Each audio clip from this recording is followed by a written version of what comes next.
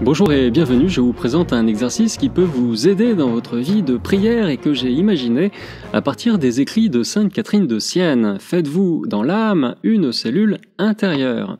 C'est un conseil que Catherine donnait souvent à ses disciples.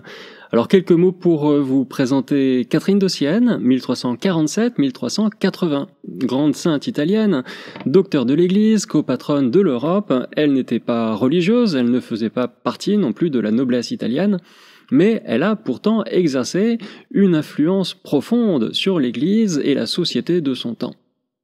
Elle est à l'origine d'une doctrine à la fois nouvelle et profondément évangélique, c'est la cellule intérieure. Elle le répétait souvent à ses disciples, « Faites-vous dans l'âme une cellule intérieure d'où vous ne sortiez jamais ».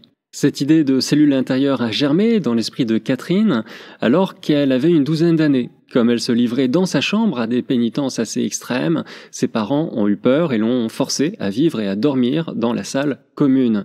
Privée d'intimité et de cette solitude qui lui permettait d'être toujours en présence de Jésus, Catherine a découvert une autre chambre. Elle a découvert qu'elle pouvait se recueillir à l'intérieur d'elle-même et elle a appelé ce lieu la cellule intérieure. Moïse, dans le désert, se recueillait dans une tente construite sur mesure, selon un plan divin, la tente de la rencontre.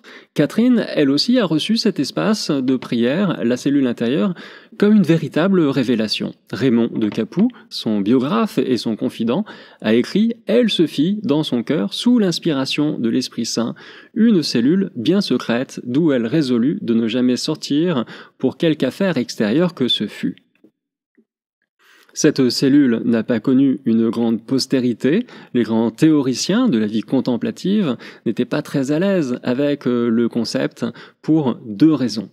D'abord parce que pour eux, cette cellule reposait trop sur l'imagination, et l'imagination, la folle du logis, était impossible à canaliser dans le cadre de la prière.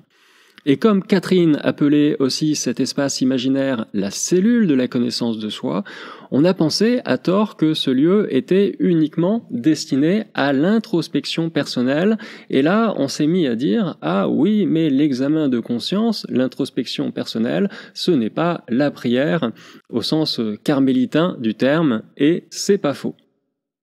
Depuis, on en est resté là, à ce jugement peu favorable, et la cellule intérieure, qui était pourtant un fondement de la doctrine de Catherine, a été reléguée dans un coin obscur de la tradition comme ces reliquaires poussiéreux qui remplissent aujourd'hui les placards de nos sacristies. C'est l'exercice que je vous propose de faire, construire vous-même votre cellule intérieure. Alors je ne vais pas fournir la cellule en kit, comme un meuble Ikea, mais seulement la notice. Première partie, dans la doctrine de Catherine, tout dans la cellule intérieure doit être associé à des souvenirs personnels et mis en rapport, bien sûr, avec Jésus. Il doit occuper une place privilégiée, centrale. Catherine s'inspire donc de sa propre chambre à Sienne, dans la maison Benincasa, et la transpose dans sa prière. Son imagination lui offre un cadre léger et simple qui l'encourage dans sa vie spirituelle et lui permet de s'exprimer, elle qui était illettrée, dans un langage symbolique très riche et très personnel. Dans la cellule intérieure de Catherine, il y a, comme dans sa chambre à coucher, un lit, un livre, une table, un manteau, des bougies, d'autres objets et surtout un crucifix que Catherine va étudier sous toutes les coutures. Alors au-delà de ces objets familiers, le regard de Catherine doit pouvoir se porter vers d'autres espaces. Un petit peu comme dans les fresques du bienheureux Fra Angelico, les points de fuite de la cellule de Catherine atterrissent toujours dans des espaces du tableau qui ne sont pas représentés par le peintre, mais seulement suggérés. Alors il faut être bien conscient que le divin ne se laisse pas en effet circonscrire par nos pauvres concepts et encore moins par notre imagination. C'est comme ça que la table pour Catherine devient la table du Saint-Désir, le crucifix devient le livre ouvert à coups de lance, le côté entrouvert du Fils de Dieu devient une demeure somptueuse, toute remplie de parfums. Je la cite encore en disant que le côté entrouvert de Jésus devient le secret du cœur, où l'élan de la vie baptismale va retrouver sa source. Cette mise en abîme permanente chez Catherine donne à la cellule intérieure une dimension profondément théologale. Elle est centrée sur Dieu. Théologale au sens étymologique du terme, c'est-à-dire que la cellule est une parole sur Dieu, théologion, une connaissance de Dieu. La cellule intérieure offre un espace où Dieu peut s'exprimer, où on peut se mettre à son écoute. Deuxième point important, cet espace de la cellule intérieure, tel que le conçoit Catherine, est aussi un lieu destiné à accueillir du monde. C'est un espace ouvert aux autres. La table, par exemple, le symbole de la table, dans la chambre de Catherine, devient un autel autour duquel Catherine rassemble ceux pour qui elle prie. Catherine de Sienne, dans une de ses lettres, dit en effet de l'âme de Raymond de Capoue qu'elle est devenue, pour elle, une nourriture à la table du doux agneau immolé. Devant la croix, elle puise sa faim et sa soif des âmes et elle intercède sans relâche pour le salut du monde. C'est vraiment une doctrine spirituelle très pastorale, ouverte au monde. Troisième point de cette notice d'assemblage de la cellule en kit, la cellule offre à Catherine un espace de découverte et de liberté sans limite et sans demi-mesure. L'anthropologie de Catherine n'admet aucune barrière entre la créature et le créateur, entre le temps et l'éternité. Catherine est une femme de son temps, du tiers-ordre dominicain, nourrie donc à l'école de saint Thomas d'Aquin.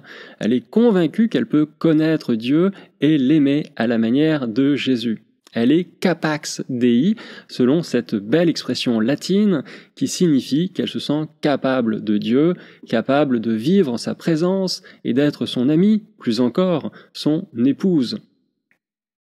L'anthropologie thomiste de Catherine explique l'objectif ambitieux de cette cellule, lui donner accès au cœur de Jésus.